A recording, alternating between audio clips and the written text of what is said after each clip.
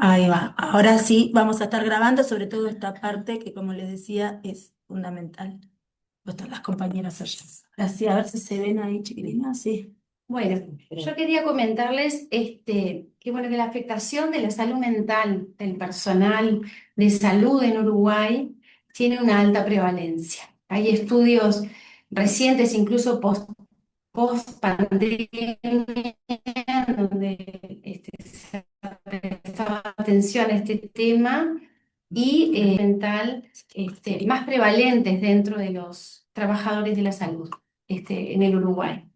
Los principales problemas están relacionados, están vinculados con el desgaste laboral, con la sobrecarga horaria, ¿no? Jornadas eternas de trabajo durante el día, el multiempleo, la exposición directa al sufrimiento, ¿no? Pacientes con dolor, con enfermedades y la muerte de estos pacientes, ¿no? Las áreas, los sectores más vulnerables o el personal más vulnerable son aquellos que trabajan en unidades en donde hay patologías graves como las áreas de cuidados intensivos o en emergencia también, en donde hay una alta demanda laboral, una alta exigencia y donde también además hay incertidumbre, ¿no? No sabemos qué pacientes van a venir.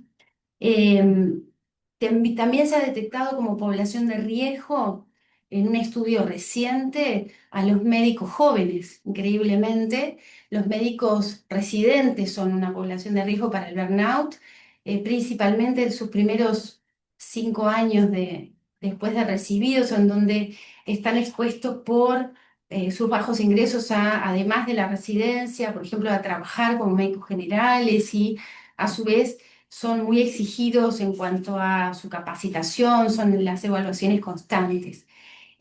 También se han identificado como una población de riesgo.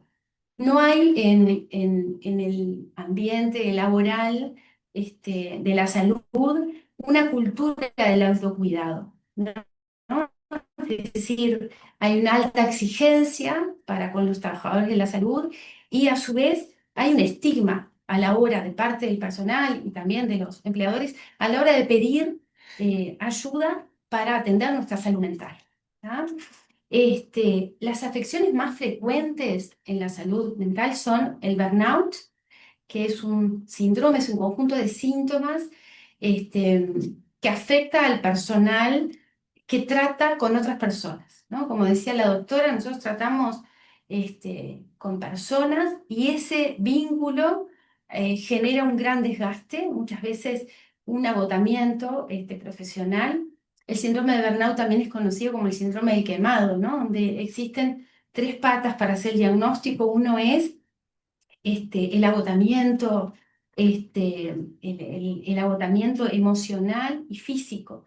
La persona siente un cansancio físico que no se repara con un descanso habitual, un cansancio emocional y psíquico. El paciente, la persona, siente que no puede como pensar, tomar buenas decisiones, y eso afecta mucho la calidad laboral. Eh, Nos expone a errores también a la hora de nuestro trabajo. La otra pata es el distanciamiento emocional. Las personas con síndrome de burnout se muestran eh, poco empáticas, se muestran distantes, poco comprometidas y eso genera, realmente nosotros llamamos como, hay como una disociación, ¿no? Y la otra pata del diagnóstico, que tienen que cumplirse los tres para el diagnóstico, es la baja realización personal. La persona siente una gran insatisfacción en su trabajo, una gran disconformidad, siente que lo está haciendo mal, se siente insatisfecho. A veces se traduce por quejas constantes. Otros de los trastornos muy frecuentes en el personal de salud son los trastornos de ansiedad, cada vez más frecuentes. Las depresiones también son muy frecuentes en el personal de salud. Eh, Hay mucho acceso a fármacos, entonces hay también una tendencia, y eso está demostrado con estudios, a un aumento de la automedicación. Consumimos muchos psicofármacos las personas que trabajamos en el área. Hay un aumento también en la incidencia de de la prevalencia, perdón, de adicciones o el uso problemático del alcohol y otras sustancias. Y también somos una población de riesgo para tener ideas de muerte, pensamientos suicidas. Tenemos mayor cantidad de comportamientos suicidas y también un aumento del riesgo suicida en comparación a la población en general. Los síntomas en general, o sea, toda esta problemática es importante poder trabajar en la prevención, de allí la importancia del trabajo de los médicos laboralistas y abordarlo en forma precoz, ¿no? Es decir, ya cuando llegamos a un síndrome de burnout es probable que la persona esté severamente afectada, ¿no? En lo personal y en su capacidad laboral, y por eso es importante abordarlo en forma precoz. Hay señales, hay síntomas y signos que nos deben llamar la atención en nuestros entornos laborales para poder intervenir en forma precoz y no llegar a situaciones extremas, ¿no? Y hay sintomatología física, hay sintomatología emocional y hay sintomatología también cognitiva y comportamental. Después las compañeras, para ello no estar repitiendo, lo van a abordar. ¿Está? Bueno, empezamos con la presentación que sí van a ver ustedes. ¿Qué pasa? Con la flechita. Flechita, ¿no? Ya. Todo. Y no, acá abajo. Bueno, no está por acá, pasa. Acá. ¿Qué? Siempre ahí tocar. Está. Está, sí. Bueno, un poco lo que compartía la doctora Mujica, tenemos que ir un poco antes, ¿no? Llegar antes de que se desarrollen esas distintas afecciones. Por eso empezamos hablando del bienestar emocional. El bienestar emocional que hoy por hoy está como muy idealizado, si uno ve en las redes, toda la información que aparece asociada a lo que es el bienestar emocional, tiene que ver con una felicidad absoluta, con cero problemas, y no tiene que ver con eso en realidad, sino que el bienestar emocional justamente no significa estar feliz siempre, no tener problemas, el poder con todo solo, ni tampoco significa evitar los problemas. Pero el bienestar emocional o la posibilidad de autorregularnos emocionalmente es un factor justamente protector, para poder evitar que devengan todas estas otras afecciones que hablábamos. Entonces, acercarnos a una definición como más clara y más real de lo que es el bienestar emocional tiene que ver con esto de reconocer lo que sentimos, poder aprender cómo a identificar realmente cómo estamos. A veces trabajadores de la salud estamos muy acostumbrados a lidiar con esto del afuera, del otro, y nos perdemos de lo propio, ¿no? En la Facultad de Psicología, una de las cosas que nos enseñan es esto de tener dos ojos, que uno apunta al afuera y otro apunta adentro, ¿no? De poder no perder ese registro interno de cómo estoy, de cómo me siento y aprender a identificar cada emoción. El comprender qué necesitamos, el manejar el estrés y las emociones intensas, que bueno, que una cosa es quizás el estrés puntual de una situación y otra cosa es cuando ya se vuelve un estrés más crónico, ¿no? El mantener vínculos significativos, el pedir ayuda cuando lo necesitamos y el recuperarnos después de momentos difíciles. Esto es elaborar y poder tener disponibles estrategias para poder recuperarnos de esos momentos difíciles. Empezamos.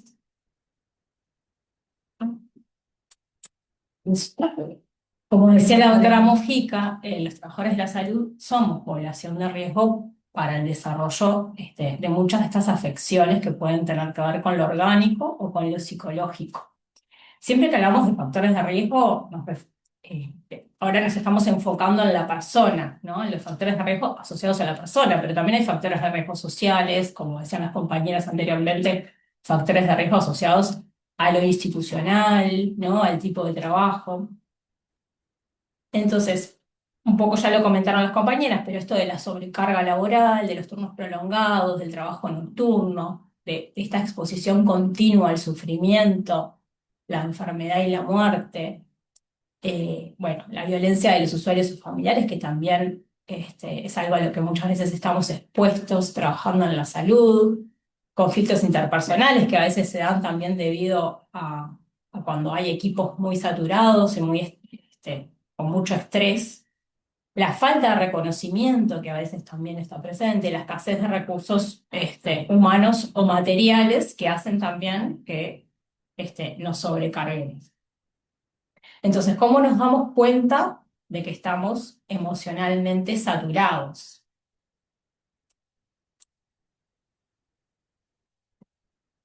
Bueno, a partir un poco de lo que fuimos hablando, también nos interesaba que cada uno fuéramos pensando y pudiéramos vernos reflejados de alguna manera durante la presentación y que podamos pensar qué estamos sintiendo cuando, como decía Soledad, cuando nos estamos saturados, cuando tenemos algún malestar. Y por eso es importante siempre detectarlo en forma temprana.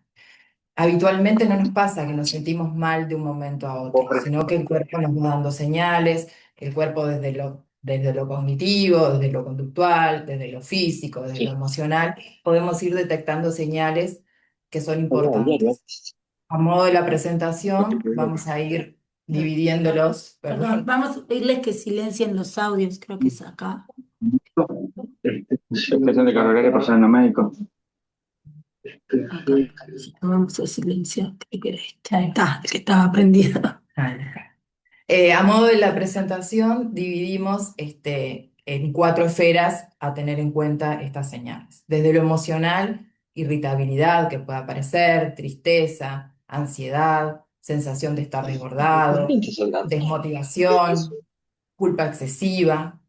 Desde la esfera cognitiva pueden aparecer también dificultad para concentrarse, rumiación, pensamientos reiterativos, aceleración del pensamiento, anticipar, por ejemplo, la mayoría de las veces lo peor, como lo que se llama catastrofizar, la sensación de que no estoy pudiendo resolver nada, de que me cuesta de tomar decisiones. Desde la esfera física, también prestar atención en todo lo que tiene que ver con las alteraciones del sueño, con el cansancio permanente, todo lo que tiene que ver con la tensión muscular, cuando tenemos dolores frecuentes, cambios en el apetito. Y desde lo conductual, también poder identificar cuando nos empezamos a aislar, cuando dejamos de hacer actividades que antes disfrutábamos, puede haber una mayor impulsividad, descuidar el aspecto personal, el autocuidado, pueden aparecer automedicación, como decía la doctora, puede aparecer aumento del consumo de algunas de las sustancias.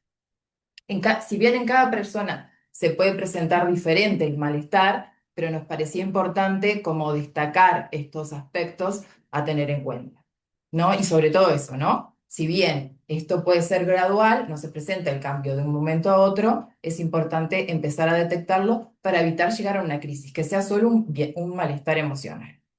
Les traemos una herramienta como de autoevaluación que cada uno puede pensarse, que se llama semáforo emocional.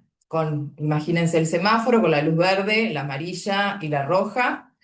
Verde sería, bueno, actualmente puedo enfrentar mis responsabilidades, tengo momentos de descanso, puedo disfrutar, mantengo vínculos. Amarillo sería, estoy más irritable, duermo bastante peor, entrecortado, tengo insomnio. Eh, Amarillo también, me cuesta desconectarme, estoy funcionando, pero con mucho esfuerzo. Y ya la luz roja, donde hay que prestar más atención, aparece el malestar intenso, persistente, no puedo cumplir con mis responsabilidades, me aíslo, siento que no puedo manejar las situaciones. Entonces, también a partir de esta herramienta, ¿no? Tratar de pensar qué puedo hacer para no terminar en luz roja. Bien.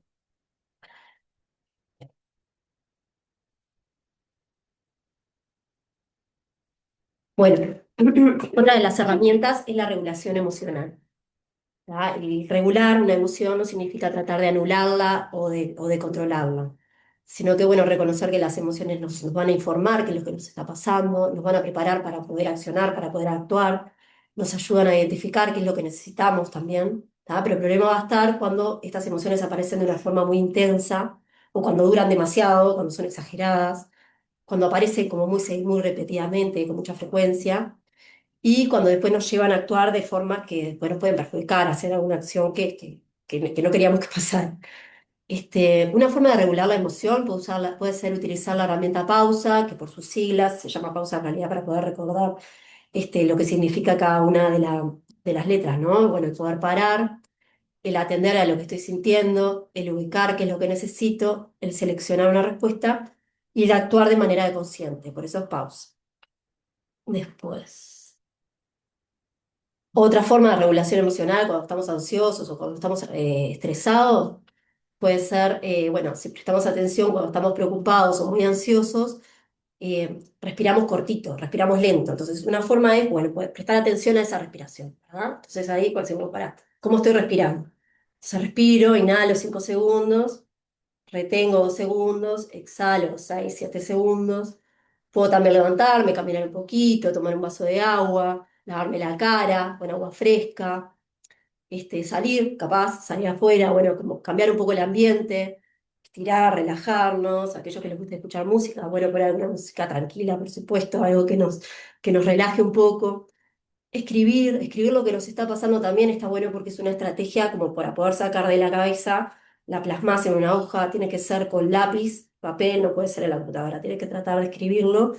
Y bueno, y todo eso al sacarlo, al escribirlo, nos permite verlo de afuera y de esa forma poder ordenarlo. Y bueno, y también tratar de buscar a alguien de confianza para poder hablarlo, y siempre escuchar lo que tiene el otro para decirnos, al poder decirlo, al verbalizarlo, lo escuchamos al decirlo y el otro nos puede dar una respuesta bien distinta a lo que nosotros creíamos de la situación. ¿Sí? Bueno, hablando de esto de que el otro nos dé otra respuesta, tiene que ver con esto, que en realidad la situación muchas veces no es el problema, sino cómo nosotros interpretamos esa situación, porque que va a tener que ver con la personalidad de cada uno y con las experiencias que tiene cada uno, ¿verdad? Entonces, si nos damos cuenta que el pensamiento, la forma de interpretarlo, va a repercutir en cómo nos sentimos y por tanto en qué vamos a hacer, en cómo actuamos, tenemos este ejercicio como otra forma de regulación emocional, que es situación, pensamiento, emoción y conducta. Acá hay un ejemplo que puede ser, mi jefe no responde a un mensaje, esa es la situación. El pensamiento puede ser, seguro que está enojado conmigo. La emoción me da ansiedad. La conducta, estoy todo el tiempo mirando el celular y capaz que de repente mando rápidamente un mensaje y eso no era lo que quería que pasara. Entonces ahí lo que tengo que pensar es decir, bueno, esta es mi interpretación, estoy sintiendo ansioso. ¿Qué otra forma tengo para interpretar esta situación? ¿Qué otra, como abrir el abanico de posibilidades? Decir, bueno, capaz que mi jefe está con la familia cenando y no me está contestando el mensaje, capaz que mi jefe está en una reunión, capaz que se quedó sin batería, buscar como las diferentes opciones. También podemos preguntarle a un amigo, che, mirá lo que me está pasando esto, ¿vos qué opinás? Seguramente ese amigo va a interpretar la situación de otra forma y me lo va a devolver. Por eso es tan importante hablar y no atravesar los problemas en soledad, sino poder compartirlos con otros.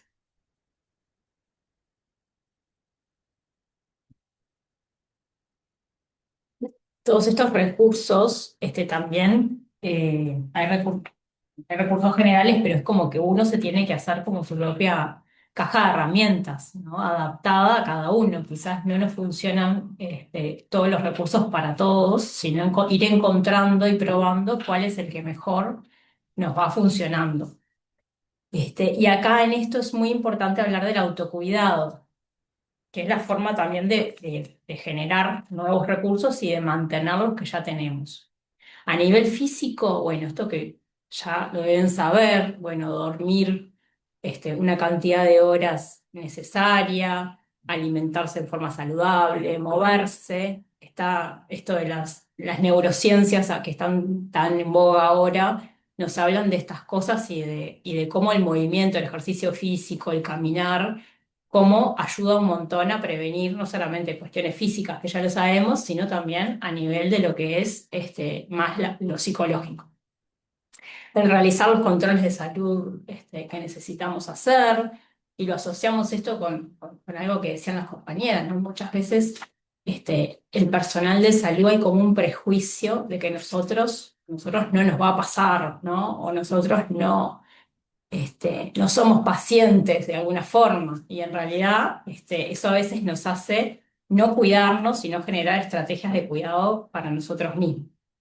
A nivel de lo vincular, el mantener vínculos, generar redes, no solamente fuera de los trabajos, sino también dentro del trabajo, poder tener como esas personas, esos compañeros o compañeras de confianza, el pedir ayuda cuando es necesario, el compartir, el alejarse de vínculos que por ahí no nos hacen bien. A nivel emocional, el reconocer límites y poder establecerlos, el permitirse descansar, también haciendo esas pausas activas dentro del trabajo, que pueden tener que ver con esto que decía Valentina, de respirar, de estirarse un poco, de compartir una comida con compañeros, expresar lo que sentimos, disminuir la autoexigencia. A nivel laboral, poder organizar prioridades, respetar descansos, a veces nos agendamos cosas al horario del almuerzo y nos quedamos sin almorzar, terminamos almorzando a las 4 de la tarde, o diferenciar también lo urgente de lo importante, por priorizar, aprender a decir que no, también.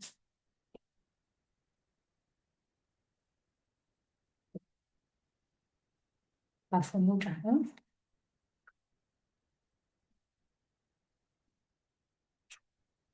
Porque no, antes.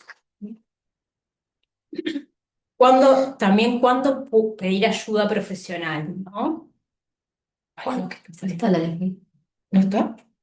Cuando estoy detectando, cuando estoy detectando que necesito más recursos de los que tengo disponibles en este momento, ¿no? De alguna forma, cuando veo que he probado alguna de estas cosas y no me han funcionado y no han sido suficientes, es momento como de poder pedir ayuda.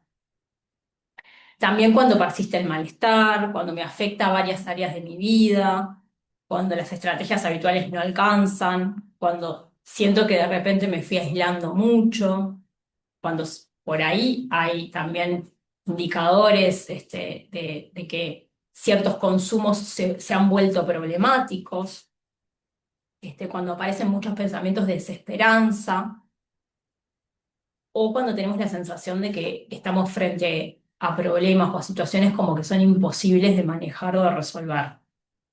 Entonces, frente al pedido de ayuda profesional, es importante saber que, bueno, por un lado contamos todos con líneas de ayuda emocional que están las 24 horas, los 365 días del año, como la línea de atención emocional o la línea de prevención del suicidio también, o la de drogas y también la de violencia de género. Esas son líneas que están disponibles, que son confidenciales, que uno puede utilizarlas.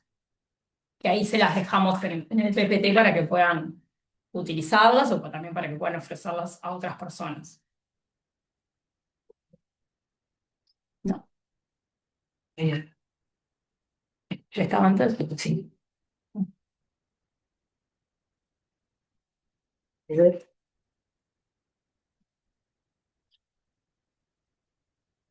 Ahí está. Y también, y además de las líneas de atención, el acceso a psicoterapia, que hoy por hoy todos los prestadores de salud, ya sea ACE o mutualistas, brindan ese servicio, ¿no? Y algo que no siempre sabemos y tenemos en cuenta es que el personal de salud entra dentro de un modo que es el modo 2 en la atención en salud, y eso hace que ya sea, si no es de ACE la persona y si es de una mutualista, tiene todas las mutualistas es diferente en cada una, pero tienen un ticket más económico y también más cantidad de sesiones. Eso hay que averiguar en cada mutualista, y también desde ACE tenemos la posibilidad, ACE a los trabajadores de la salud los brinda a través de asistencia integral la posibilidad de atendernos en un convenio que tiene con Facultad de Psicología, que bueno, ahí accediendo a asistencia integral, que ya muchos la deben conocer, que funciona en el policlínico. Ahí se hace ciertos trámites, y se puede acceder perfectamente. Con respecto al tratamiento de adicciones, también lo mismo, ¿no? Todos los prestadores de salud tienen como esa obligación de brindar atención tanto en salud mental en general como en adicciones.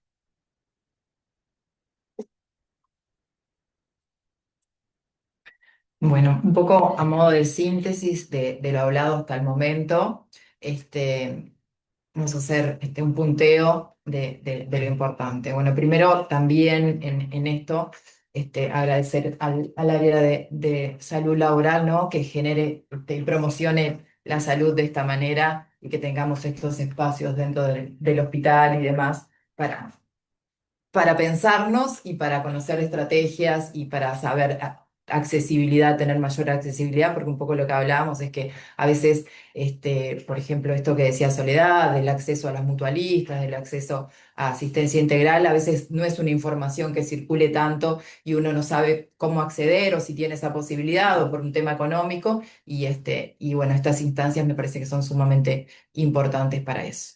Entonces, bueno, a modo de síntesis, habíamos hablado un poco de reconocer las señales, no esperar que el malestar se transforme en una crisis, hacer pausas, utilizar las herramientas de regulación emocional que habló Valentina, cuidar el cuerpo, la importancia de los vínculos fuera y dentro del trabajo, el poder poner límites, estamos todo el tiempo corriendo de un lado para otro, a veces uno, hoy hablábamos también de que a veces no tiene ni, o está en modo de resolución de problemas y vamos resolviendo problemas y nos cuesta como identificar qué nos está pasando por ir como sacándonos problemas o ir generando instancias y resolviendo y nos es difícil parar y pensar cómo nos sentimos y qué podemos hacer para sentirnos mejor. Y sobre todo pedir apoyo. Hay herramientas, hay estrategias, hay espacios en los que nos pueden ayudar, ya sea en un compañero, un jefe de servicio, el área, pero sobre todo saber que hay lugares donde podemos pedir apoyo. Ale, no le das un clic, dos clics más, una vez. Solo más, no importa. Acá. Una síntesis de que nos queríamos dejar un poco. Cuidar nuestro bienestar emocional no significa evitar las dificultades. Significa aprender a reconocer cuando algo nos está afectando, contar con herramientas para atravesarlo y saber cuándo necesitamos apoyarnos en otro. No siempre podemos elegir lo que nos pasa, pero podemos aprender a reconocer cómo estamos, qué necesitamos y qué recursos tenemos disponibles para cuidarnos. Por último, les dejamos una ficha para que más o menos a partir de lo hablado anteriormente, cada uno pueda como reflexionar o pensar para sí con estas preguntas. Cuando empiezo a sentirme mal, noto que, ¿no? Cada uno, como decíamos, cada uno, el malestar se puede presentar de diferentes maneras, cada uno puede tener distintas herramientas para afrontarlo, pero es importante saberlo, tenerlo, a veces en momentos de crisis o en momentos que estamos muy desbordados, no tenemos como la capacidad de pensar en el momento. Si previamente yo más o menos sé con quién puedo contar, quién me puede ayudar, cuáles son mis fortalezas, qué es en mí una señal de alerta, cómo me puedo regular ante tal situación, salir, como decía Valentina, escuchar música, respirar, hacer algún ejercicio de descontracturar la parte muscular, caminar.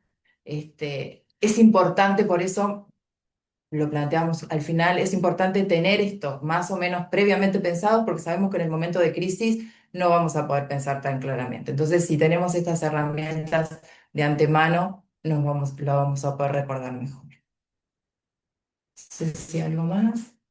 Bueno, muchas gracias. Yo estaba pensando un poco lo que decía acá la compañera, ¿no? Y yo decía esto de darse cuenta cuando nos sentimos mal, por ejemplo, ¿no?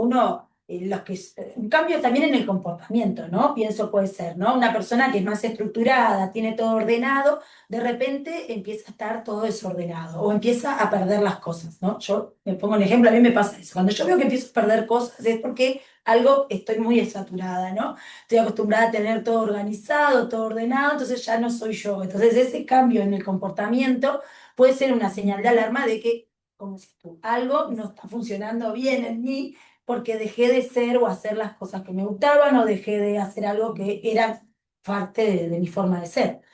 Y sobre todo esa señal de alerta que se puede, como decía, traducir en lo orgánico, dolor corporal, empiezo a tener más lumbalgias. a veces hay gente que se enferma, empieza a tener manifestaciones distintas, ¿no? Por ejemplo, un día tiene gripe, otro día está contracturada, otro día le viene diarrea, otro día infección urinaria y dice, pero me estoy enfermando muy seguido.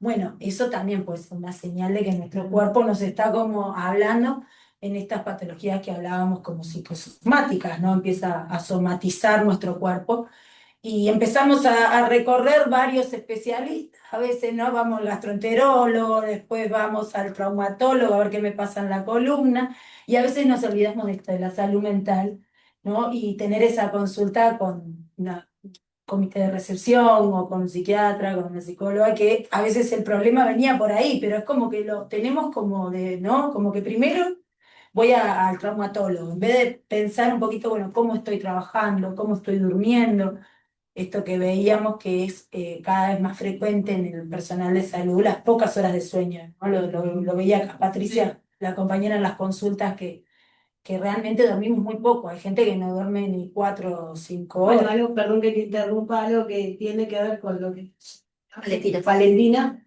las pausas y observarse, que hay cosas que ¿Querés sean, venir para acá para que sean se escucha igual? algo diferente, algo que me llame la atención, hacer la pausa, parar, respirar y decir, hay algo que no está funcionando en mí, que eso es muy importante porque después somatizamos todo en el cuerpo y que tiene que ver todo, muchas veces ser causal de nuestra salud mental, del desborde que tenemos si no tomamos acciones. Está. Y bueno, para terminar un poco lo que agradecer acá a las compañeras que vinieron de salud mental a darnos un poco todos estos tips, esto que digo, es muy importante que lo recordemos, porque a veces, aunque trabajamos en la salud, como decíamos, somos casa de herrero, cuchillo de palo, es así, lo vemos que todo nos pasa, esto de a mí no me va a pasar, yo no voy a tener una adicción, yo no, y muchas veces no nos damos cuenta y se va como solapando y ingresando de a poco esos malos hábitos que nos generan también dificultades después para el relacionamiento con el otro, ¿no? A veces si estamos mal nosotros, no, de repente no vamos a responderle bien a un compañero o no vamos a poder trabajar como decíamos bien y bueno, también en esto que vamos a tratar de poder hacer la próxima reunión sobre la parte de la comunicación, ¿no? El tema de ver cómo nos comunicamos. Y muchas veces esto, si uno no está bien, puede que esté hablando mal a otro compañero y no se da cuenta que el tono de voz que utilizó o las palabras que utilizó no fueron las adecuadas y eso también en la otra persona puede impactar y genera problemas vinculares muchas veces y cuando yo me dicen, no, porque no me habla o me está hablando mal, y yo digo, bueno, capaz que a esa persona también le está pasando algo. No habría que preguntarle, ¿te está pasando algo? Porque a lo mejor no es personal, no es contigo, es con otra cosa que le puede estar O la pasando. desregulación emocional de la persona que lleva como a esto, ¿no? De la interacción con el otro que sea mucho más difícil, esto de hablar mal o Claro, de de generar. contestar, generar conflictivas laborales que muchas veces vemos que el problema parte de eso, de que a veces la mala interpretación de que el otro es conmigo y en realidad no es conmigo, es con todo, ¿no? Lo que le está pasando a nivel personal. Quería a ver si ahí comparte, por último, un poco lo de los teléfonos que ya nos compartieron las compañeras.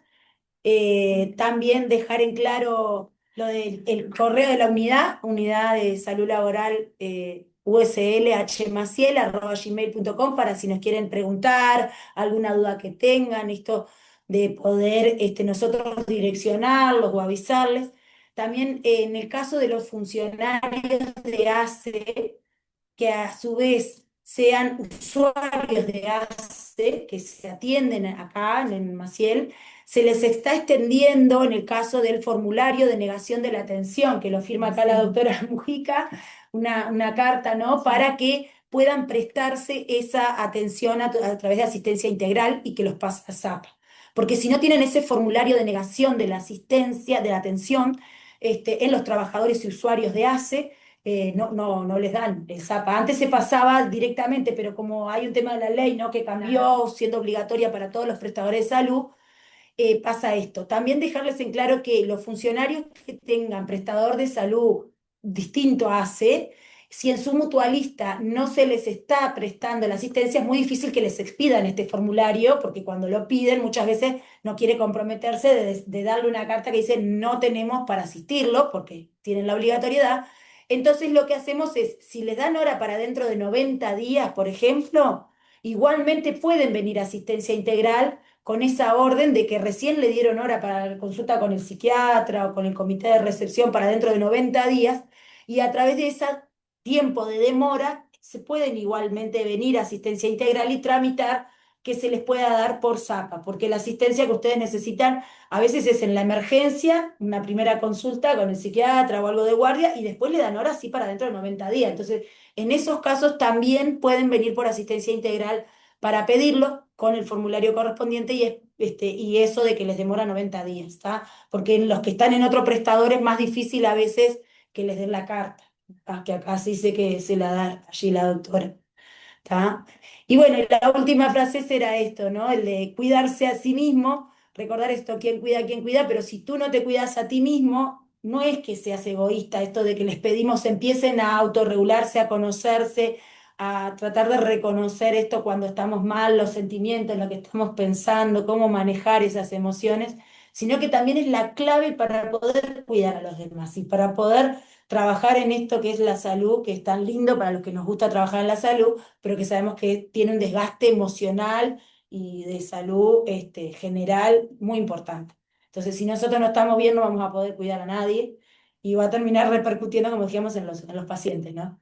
Así que bueno, muchas gracias. Acá los compañeros quieren decir algo más. No, Patricia. gracias a todos por participar. Y las compañeras acá de salud mental también. Muchas gracias. Muchas gracias por participar. Bueno, espero haber sido útiles con la presentación. Cumplimos con el tiempo, una Sí. hora justito. La vamos a dejar grabada y la vamos a subir en el Instagram y eso que tenemos de la unidad de salud laboral para que los puedan compartir con los compañeros que no pudieron conectarse hoy. ¿Tá? Bueno, muchas gracias a todos. ¿Alguna duda o pregunta? Perdón que no preguntamos. No, veo en el chat allí hay muchos mensajes, pero no sé si alguna duda, alguien que quiera hablar, algo, ¿no? Bueno, terminamos entonces. Muchas gracias. Todos los mensajes allí de agradecimiento. Gracias. Bueno, A ver. qué puntualidad. Final.